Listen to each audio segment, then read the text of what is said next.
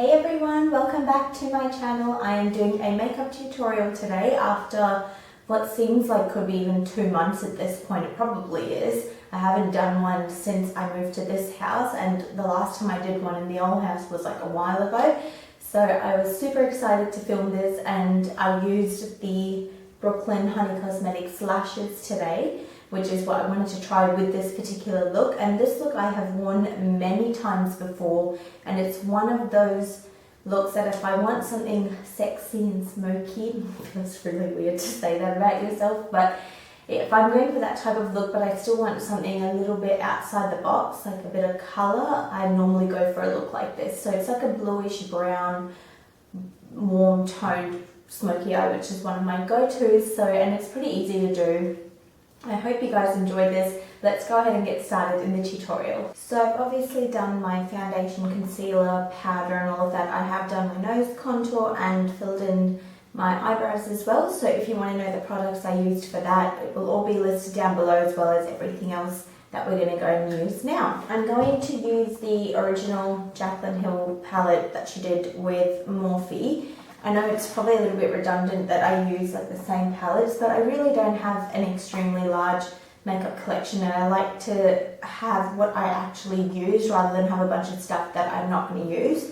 And this is definitely one of those things that I use over and over again, and I can create so many different looks from it. And it is a great palette, well priced, it is super pigmented and has a great variety of colors. I'm sure you guys have seen this palette around before, but this is what we're going to be working out of today. So I'm going to mix these two shades, which is Silk Cream and Butter. I'm going to mix them together on the JH30, which is a huge brush, and I really like this brush. It's always one of the first ones that I go in with. I zoomed in some more so you can actually see what I'm doing.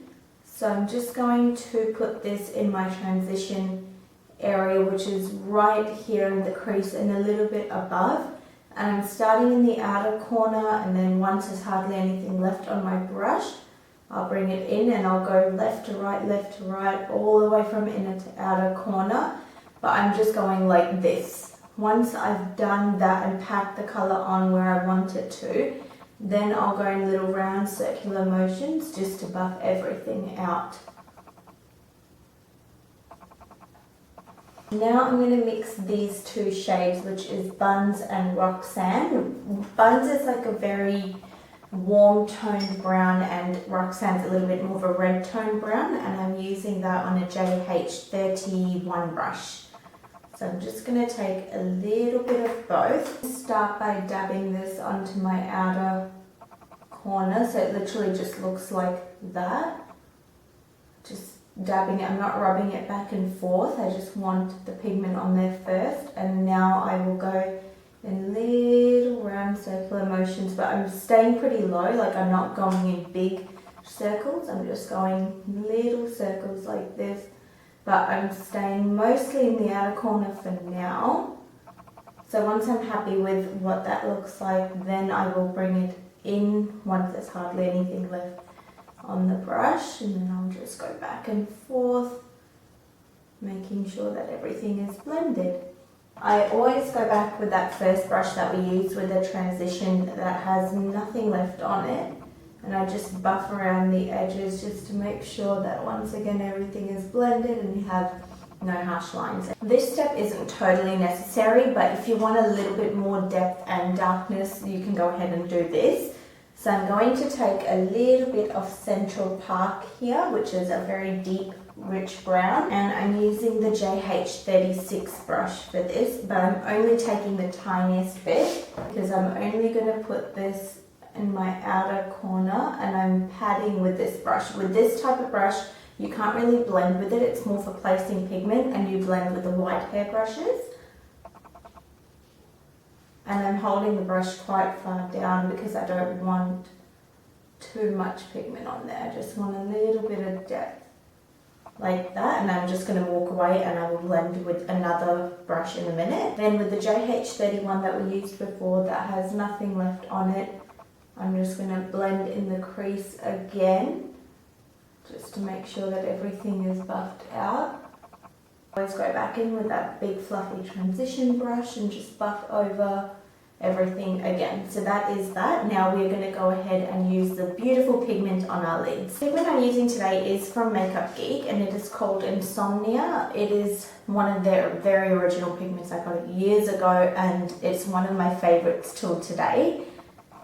And this is what it looks like. I wonder if the camera's picking it up, but it's like a bluish brown pigment. So with pigments you do want to use either a glitter glue or glycerin like eye drops and stuff, or a Matte Fix Plus, which is what I use. So that's Matte Fix Plus there. But if you don't have this, or you think that it's too hard to work with like loose pigments and stuff, I think Makeupgeek, correct me if I'm wrong, but I think they do have a pressed version of this pigment, and Colourpop has a pressed version of this as well. So I'm going to be using the JH41, which is a flat shader brush. I start by picking up just the pigment by itself on the brush, and then I will spray it with Fix Plus.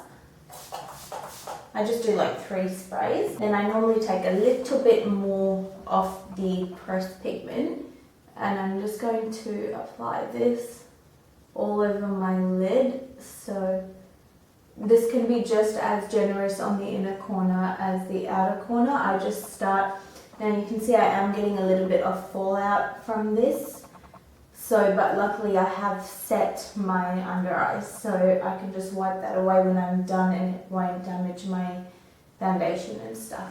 So that's what that looks like. It is a stunning pigment. I always like to do a couple of layers of this. It's probably not necessary, but I like to make sure that I've covered all my bases. So, and I look around like this side to that side to see that everything is properly covered and distributed. So you do want to let that pigment dry a little bit before you try and blend it out or do eyeliner or anything like that. So while I'm waiting for it to dry, I'm just going to wipe away my under eyes, and like you can see, it didn't ruin my makeup because I had set it already. Now that it's dry, I'm going in with that JH31, and that has nothing left on it.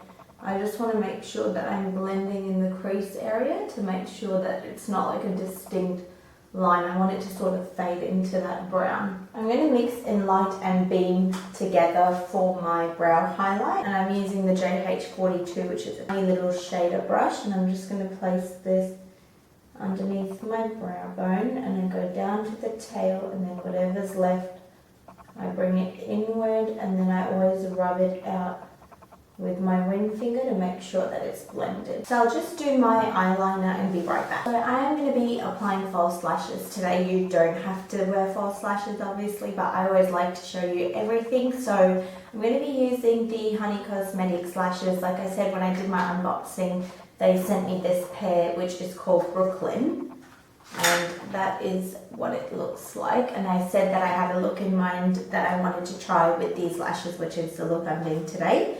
So if you want to try anything from Honey Cosmetics, they are a great Australian owned brand, and they are cruelty free. Their lashes are made of synthetic silk, which is the closest you can get to natural hair, and it's very affordable as well. I will link everything about Honey Cosmetics in the description bar below, as well as my code, which is brooker20, if you want to get 20% off and give anything from their website a go. And I'm using the lash glue that they sent as well, which is amazing lash glue. So I'm just applying a little bit of mascara to my natural lashes first while I'm waiting for the lash glue to dry.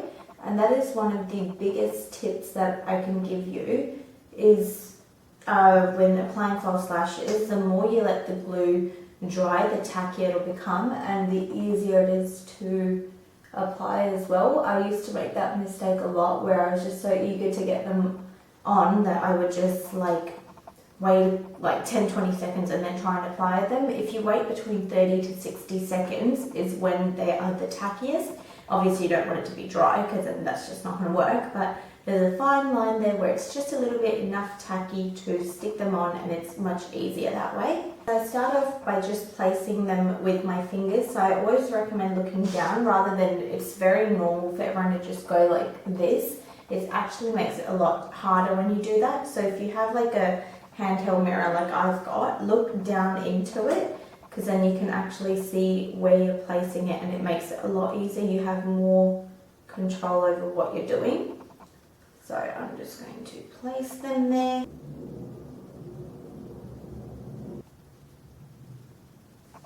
I love these lashes. Do you know what? I think other than the Miss Lisp pair, I'm going to go ahead and say that this is my second favourite from them. So they do have 4 styles at the moment, but they are coming out with 5 new ones. So I'm super excited to see them and give them a go. But these are so fluffy and they're so like, you can see them from this side. They're super like very dramatic, but in a good way. So on a pencil brush, this is the JH38, which is a little pencil brush. I just mixed Buns and Roxanne again, and I'm just going to rub this along my lower lash line. And I'm doing it all the way from inner corner to outer corner, just back and forth. This is the Garbone Kelly dual-ended eyeliner that I got in one of my Lumi boxes, and I absolutely love this. So I'm just going to line my waterline with this. It is super black and it lasts like ages. As you can see, it's just, it adds that extra drama to a smoky eye. Then on a little shader brush like this, which is the JH43, I'm going to take Central Park and just smudge that.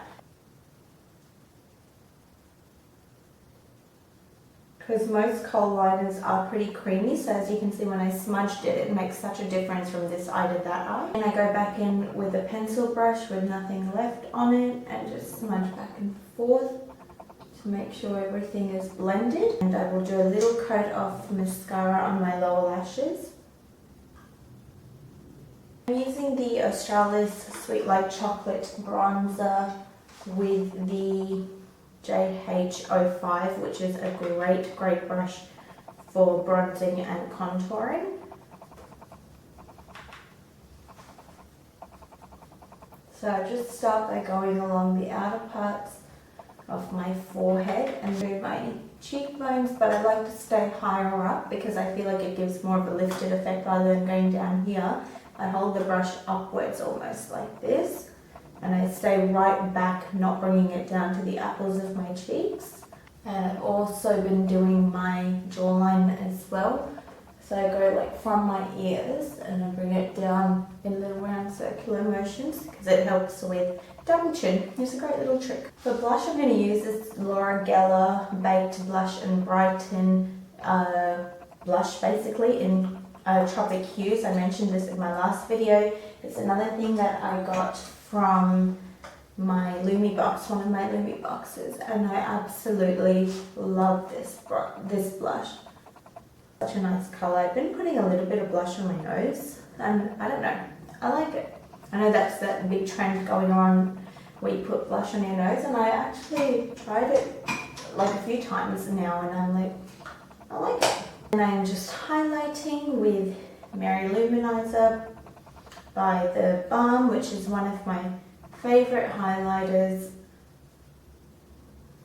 And I highlight my nose, my chin, obviously cheekbones as well. And I make sure to go around like that by my brows. So this has been my new favourite lip product, and it's from NYX. It's the Soft Matte Lip Cream in, okay, is that Kyoto? I think that's what it's called. Like I said, I'll have it listed down below because I don't know how to pronounce some names. And this is a very nice matte coral pinky shade. And that is the completed makeup tutorial look. I hope you guys enjoyed it, and I hope it wasn't too blabbery. Sometimes I feel like I explain so much in detail that I feel like it's going to be like 15 minutes long and no one's going to watch, but I like to explain what I'm doing. I'm like, rather than doing a voiceover or like putting it on the screen, what I'm doing, I like to actually talk to you guys and tell you what I'm doing and why I'm doing it and everything that I'm using step by step. So I hope you guys enjoyed this. Please like, comment and subscribe. If you guys subscribe, it helps me out a lot to grow my channel. It makes me even more motivated to like create content and stuff. So please like, comment and subscribe. Thank you so much for watching, and I'll see you in my next video. Bye guys.